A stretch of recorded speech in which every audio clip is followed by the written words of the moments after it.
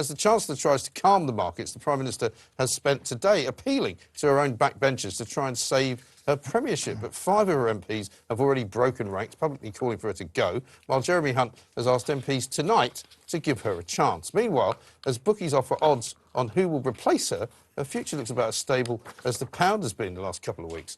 Truss's final rival in the leadership campaign this summer, Rishi Sunak, is by far the favourite at 13-8, closely followed by her new Chancellor Jeremy Hunt at 7-2, although he has ruled himself out of the running, saying Mrs Hunt has ruled it out, or maybe the Chinese Politburo has ruled it out. Then Defence Secretary Ben Wallace has odds of 6-1, and finally Leader of the House of Commons Penny Mordaunt is at 15-2. So, Richard, you're a politician, you know how these things work. I mean, she can't survive this, can she? Oh, no, be absolutely fine. She'll be fine. You want her to be Nothing fine. to see here. Nothing to see here. No, look, she's doomed. That is the reality. Well, I think we're all doomed, aren't we? And, no, look, the truth is that whether it's days or a couple of weeks, she's not there, in my view, in a month's time. And I think the only question for the Conservative Party is, can they organise a coronation? Because they obviously can't have another membership leadership election. I mean, that would be catastrophic. So can they organise a coronation? And what's the sort of the way that she resigns? I think that's what it's all about. And I think the issue for them is the penny will drop, that the moment they change leader and have some form of coronation, then that essentially is the starting gun for the next general election, because everybody in any media interview, anywhere, of any Tory MP, any minister, will be saying, you've got no mandate, no right to do this, you should be a general election. And that will become completely corrosive. But the only thing is that I keep on thinking about this, is that over those 17 weeks or 17 years or however long it was that they actually chose Liz Truss, and the other person was Rishi Sunak, and now Rishi Sunak, way up there and everything.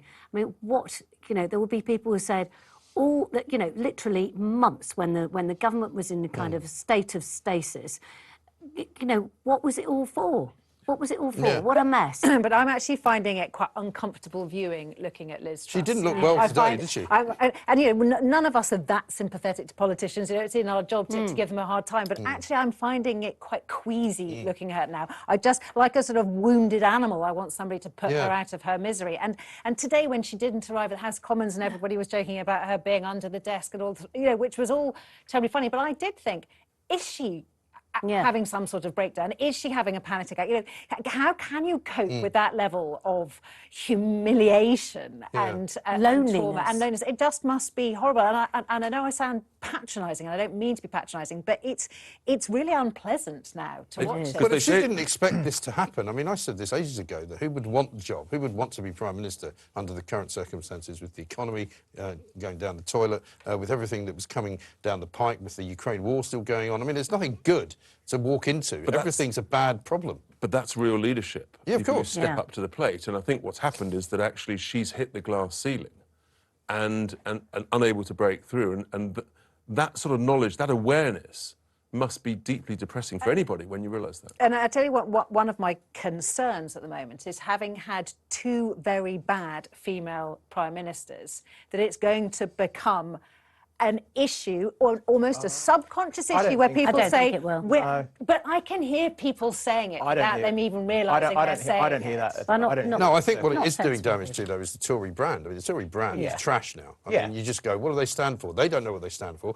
I mean, the other day when Nicola Sturgeon said she detested the Tories and everything they stood for, I was like, well, I wish she'd tell us what they stand for, because I don't know. And nobody knows what they stand for anymore. I mean, do they stand for high taxes now? Or last week it was low taxes? I thought it was strong and stable. Strong and stable. That was Theresa May. I knew there was something. I mean, that seemed like a pretty good Prime Minister for me, from looking back from here. If Liz Truss resigns, whether she's pushed out, whatever happens, I think you're right, it has to be a general election. The public are not going to stand by.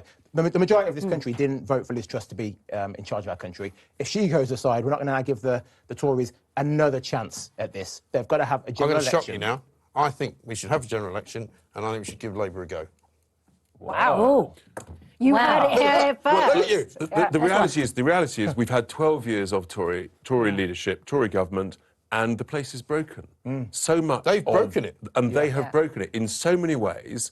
The one thing that Truss got right, the thing that they identified correctly, is that there's no growth.